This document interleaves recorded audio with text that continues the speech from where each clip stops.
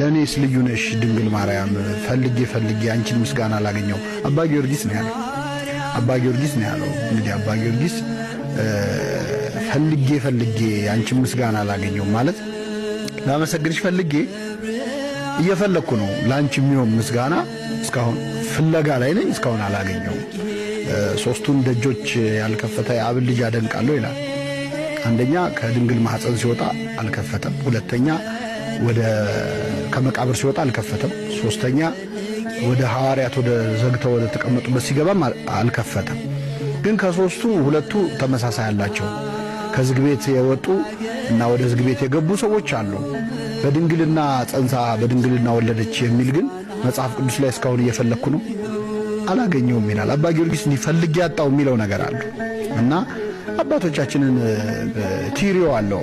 እኔ የተጠማሁ ነኝ፣ አንቺ ጽዋ ነሽ፣ ልጅሽ ውሃ ነው ይላል።